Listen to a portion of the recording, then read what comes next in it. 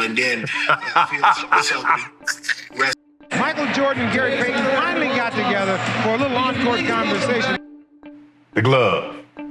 Oh, Payton and Jordan having some words, face to face. As we look at the numbers in that, he was averaging 30 and then he started averaging 23. So I had no problem with Gary Payton. He was averaging 30 and then he started averaging 23. So before we decide who is right, let's actually check the tape. June 1996, the Seattle SuperSonics walked into the finals with the second best record in basketball, behind only one team, a Chicago Bulls squad that just went 7-2-10. Their best player isn't just an all-star. Gary Payton is the reigning Defensive Player of the Year, the only point guard in NBA history to ever win it. And this isn't hypothetical. Earlier that same season, in their one regular season meeting, Payton guarded Jordan and held him to 22 points on 6 of 19 shooting in a Sonics win. George Karl had proved this worked, he just didn't use it.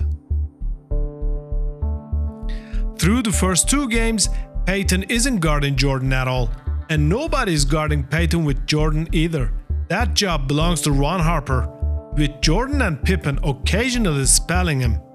Payton, who had been averaging 21 points a game in the playoffs, gets held to 13 in each of the first two games. The Chicago media pile-on starts almost immediately. One national columnist calls him a pretentious little flipper. Even Seattle's own coach is describing Payton as the priority Chicago's game planning around, while still not trusting him on the other end. On paper, the move is obvious. Put the best defender in basketball on the best offensive player in basketball from tip-off. Game 1. George Karl doesn't do that. Payton is playing through a torn calf from the Western Conference Finals. His backup, Nate McMillan, is playing through a bad back. 6 minutes in Game 1, out for the next two entirely. Seattle's bench is thin, and Utah just held this offense to 89 points a game in the series before this one. So Karl makes the conservative call: protect Payton's legs, let him focus on scoring, hope the team defense holds up without him chasing Jordan around every screen. The primary defensive assignment on Michael Jordan goes to Hersey Hawkins instead. Not a woke team defense plan, a specific named decision. It doesn't hold. Here's the detail almost nobody puts in the highlight reel. While Seattle's coach is deciding not to trust his best defender in Jordan, a Bulls role player named Randy Brown is quietly doing to Payton exactly what Payton wants to do to Jordan.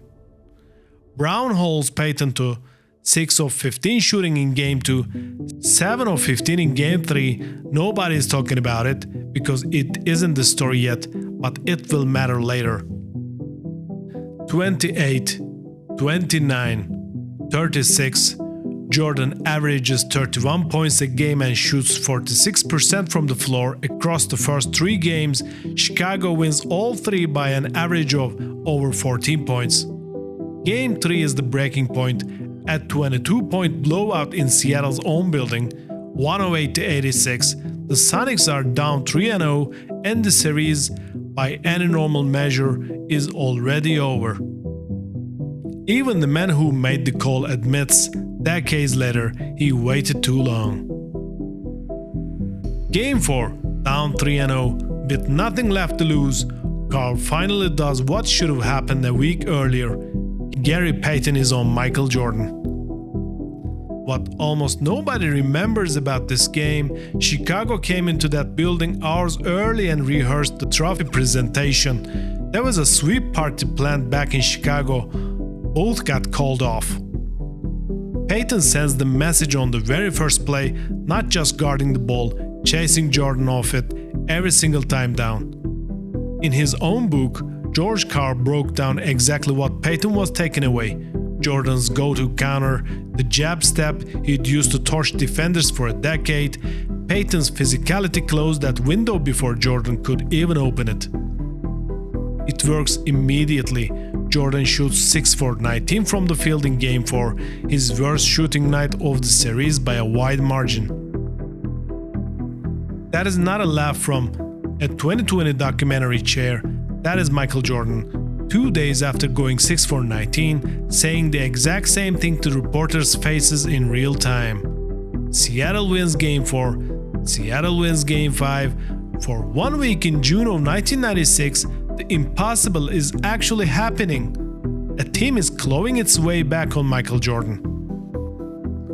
Game 6, Chicago, needing one win to close it out, and Payton has arguably his best defensive game of the series.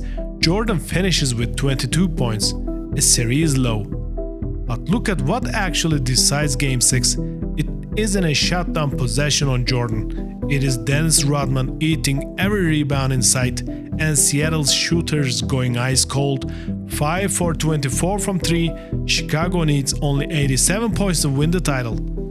So, was it Gary Payton who beat Michael Jordan, or was it everything else happening around him? Add it up. Across games 4 through 6, on the possessions where Gary Payton was the primary defender directly in front of him, Michael Jordan shot 14 for 25. 56%, higher than Jordan shot for his entire career average. So if Payton wasn't actually beating him possession to possession, what dropped Jordan's numbers? Attrition. Not one man locking up another, but an entire defense grinding down a player in his first full 82-game season back from retirement. Rodman on the boards, double teams floating every catch, a whole scheme built to wear one man out over 6 games instead of one possession.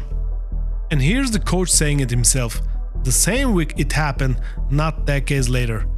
Even Karl, the man who made the switch everyone credits to Payton alone, is on the record calling it a team effort while it's still happening. And Jordan himself admits it, not blaming Payton, not blaming anyone, just fatigue, which is exactly what the possession data says actually happened. Jordan's own teammate is defending him in real time, arguing this was never a one-on-one story to begin with, which means both of these men have been telling the truth. Jordan's laugh isn't a lie. Possession for possession, Payton never actually shut him down, and Payton's numbers aren't a lie either. The production really did fall off a cliff once the assignment changed. They're just each holding the one stat that makes them look right. Zoom out even further and the number gets bigger than just this series. Across all 6 of Michael Jordan's finals trips, 1996 was statistically his worst. His lowest field goal percentage, his second lowest 3-point percentage, and his lowest scoring average by 5 points a game. Whatever happened in that series, it wasn't a normal Jordan finals. And here's the wrinkle even Seattle's own locker room doesn't agree on. Payton's own teammate, Shawn Kemp, has said more recently that it wasn't Jordan or Payton who decided that series at all. So pick your villain. Payton says it was him, Kemp says it was Rodman, Jordan says it was nobody. The tape says all 3 of them are a little bit right. Even the coach who made the switch, the man everyone blames for waiting, isn't sure it would have changed anything. 30 years later, they're still arguing about a game that both of them, in their own way, actually won.